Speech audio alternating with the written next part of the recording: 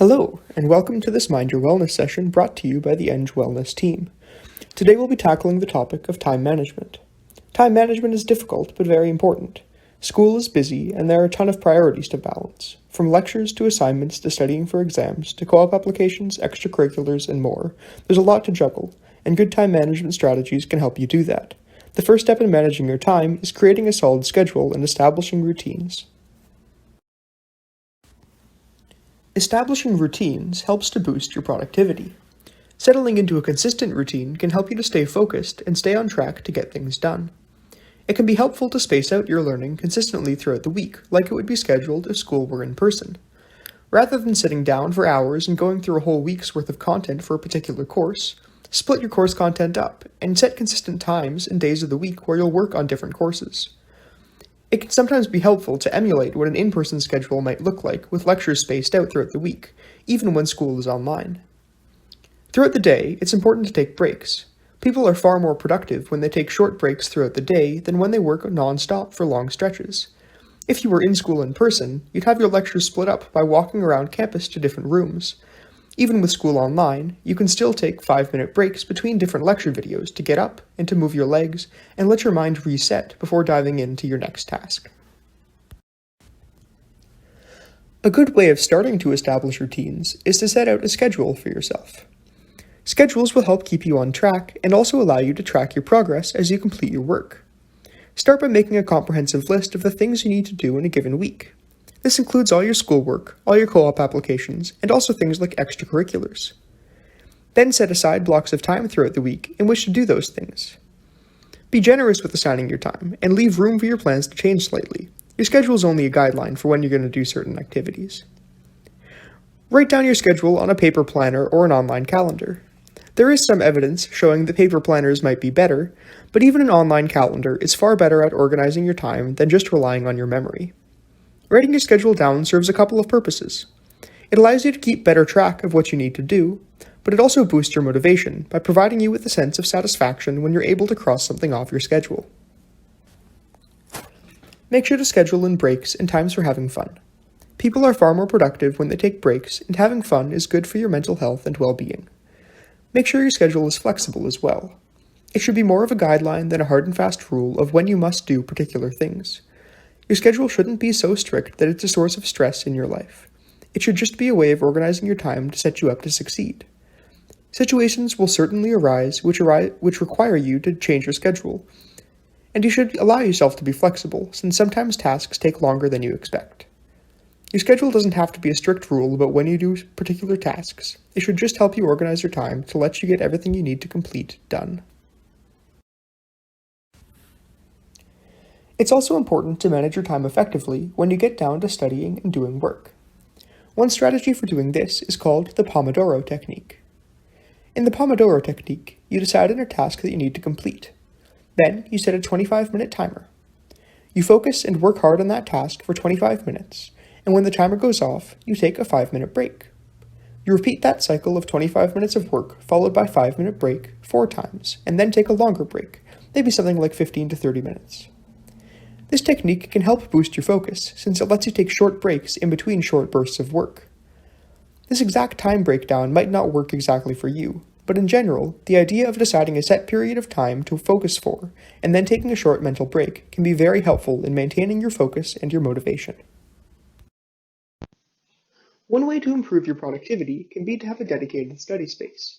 Having a particular desk or a room where you live that you can dedicate only to schoolwork can be really beneficial. Dedicating a specific physical space only for studying forms a connection in your mind between that space and schoolwork, so you'll enter a sort of study mode when you're in that space. If you can't have it be a physical location, you could also have a lamp you turn on when you study, or something else that signifies when you're going to do schoolwork. That might allow you to be more intentional about setting time specifically for school, and when you leave that location or turn off that study lamp, you might be able to feel more like you're done school for the day and relax in your free time. Another useful tip is to stay hydrated, since drinking water can boost your energy, improve your focus, and make you more productive. Everyone is different, and different people are more productive at certain times of the day. There is some evidence showing that the afternoon is often the most productive time for students. Regardless of when you're most productive, be mindful of the time of day when you're doing schoolwork, and plan your schedule around when you get your best work done. I know I personally can't get much productive done after around 10 p.m., so I always make sure to work on things earlier in the day so I can stop working before my productivity decreases. One more thing which can help is limiting your distractions as much as possible. It's often tempting to check your phone when you study, so leaving your phone in a different location can be helpful to stay focused. Whatever you can do to limit your distractions while doing your schoolwork will give you more free time to spend on other things once you're done, since you'll be able to get your work done quicker. Sleep is an important part of time management as well. Having a healthy sleep schedule will boost your productivity, can improve your mental health, and can help you succeed more in school. Different people require different amounts of sleep, but everyone requires some sleep. Pulling all-nighters is pretty much always a bad idea. Staying up late and cramming your studying does not do as much to help your academic performance as getting a good night's sleep the night before an exam. Even letting yourself get a couple hours of sleep each night is far better than pulling a true all-nighter. In general, it's obviously better to get more than just a couple hours of sleep, and there are a couple ways in which you can improve the quality of the sleep you're getting. The first thing goes along with what we've said about routines, and that is going to bed and waking up at consistent times. Maintaining the timing of your body's internal clock can help you fall asleep and wake up more easily. Sleeping in on the weekends is wonderful, and I certainly do it sometimes, but there is evidence suggesting that you're better off maintaining a consistent sleep schedule from night to night than you are occasionally sleeping in. Another thing which can help your quality of sleep is to limit your exposure to screens right before bed. It's often tempting to check your phone right before bed, but it can hurt the quality of your sleep. Instead, activities like reading can help you go to sleep faster without having the same negative impacts on your sleep. Time management is a broad topic, and it's not by any means easy to master. Everyone is different, and different time management strategies will work for different people. We've invited a representative from the Student Success Office to present some advice on preparing and studying for midterms.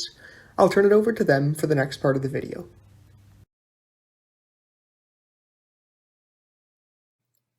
This presentation will cover strategies to help you make the most of your time when studying for midterms. With midterms coming up and assignments, labs, or project proposals due within mere days of each other, it may feel impossible to accomplish all you need to do with just 24 hours in a day. An important strategy for managing all your tasks is to make a study schedule. Start early and divide your workload throughout the weeks before your midterms. Working a little bit each day is more manageable than cramming everything the night before. This will help you manage your time and avoid staying up all night. In planning your schedule leading up to midterms, you'll notice that you will have tasks that are constant, but you will also need to plan for other tasks that get added or for unexpected changes. Start with your must-dos. These include tasks or deliverables that are specifically outlined in your course syllabus. It can be helpful to also include lectures, tutorials, labs, and any pre- or post work like readings, pre-labs, or discussion posts. Studying is another one of those must-dos, but it's a bit trickier to plan. Factors that might affect the amount of time studying takes include whether you're familiar with the material, your health, and/or other learning challenges. Plan time for review. Ideally, review should occur within 24 hours of learning new material, but you can be flexible in how you review. For example, blocking time at the end of the week to review material or even writing a brief weekly summary that you can use for future reviews and studying for midterms. Engineering courses are typically structured in that they build on concepts from previous courses. Also, you are often expected to combine key concepts or theories from multiple chapters in order to solve engineering problems. When reviewing course materials, think critically about what information needs to be memorized versus understood. Consider if an equation sheet will be provided in your midterms. Build in wiggle room. You may find it helpful to set aside a block of time each week for catching up. It is hard to always accurately predict how long it will take to get everything done. Having a couple extra hours set aside each week can add a bit of flexibility to your schedule and help you stay on track. Book time for planning. Set aside a time either at the start of your day or once a week to reflect on what's past and to plan ahead. For example, are there things from last week that you didn't get to that still need to be done? Developing a habit of planning your day or week will help you stay focused, in control, and motivated to follow through on tasks. There are different approaches for creating a weekly plan, in calendar form or a to-do list. You may be able to remember everything, so writing it down seems meaningless, but there can be consequences for missed deadlines. So planning for and tracking what is due and devising a plan of what and how to do it is important. A weekly calendar is a very detailed schedule that outlines what times you are going to work on specific tasks. A to-do list for your week outlines at a high level what you need to get done. As long as you get through the list by the end of each week, you will remain on track. A to-do list is great for those who just want the basics without all the little details. There is not as much structure and you have more flexibility in when you start tasks and how long you will work on them. If you don't like to write things down, maybe start with a weekly to-do list to help you manage your time preparing for midterms. You may prefer breaking down your week into smaller tasks that you can complete each day. Creating a daily schedule or to-do list can be beneficial so you know what you are hoping to or need to accomplish in a given day. To create a daily schedule or to-do list, you will need to prioritize what tasks are most important to do first, next, and last. You can map out your to-dos in a very detailed schedule that outlines what times you are going to work on specific tasks. Or you can break down your schedule into morning, afternoon, and evening tasks so your time is flexible. There is not a right or wrong way to plan out your time. Whether you choose to follow a weekly or a daily plan, there are academic and life tasks you will want to include. Accounting for the time to complete these seemingly small tasks will allow you to better estimate and utilize your time. When studying for engineering midterms, don't forget to do relevant practice problems, review past assignments, and/or review past labs. Also, pay attention to any unit conversions, for example, Newton meters to joules, and when specific equations are used.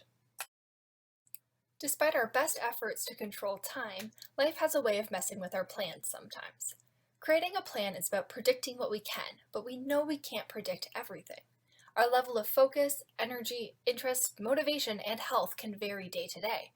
Whatever your time management plan is, it needs to feel manageable and needs to include some strategies that will enable you to follow through on tasks.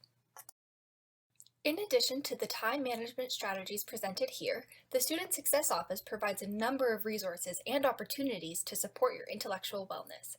You can take the SSO's Learning Skills Self-Assessment to help you determine your existing learning strengths and provide insight into which areas you should focus on developing. Book a one-on-one Pure Success coaching appointment to learn more about how to integrate these time management tips and other study strategies into your student life. Drop into a Warrior virtual study hall to study with your fellow warriors. These sessions are facilitated by a Pure Success coach. And participate in a leadership development program to help you develop and enhance your leadership skills while engaging with the University of Waterloo community. I hope that something we've talked about in this video can be of use to you in managing your time. You can always feel free to reach out to us at ENGWellness@uwaterloo.ca. If you find you need academic help, mental health support, or crisis support, here are some resources which can help.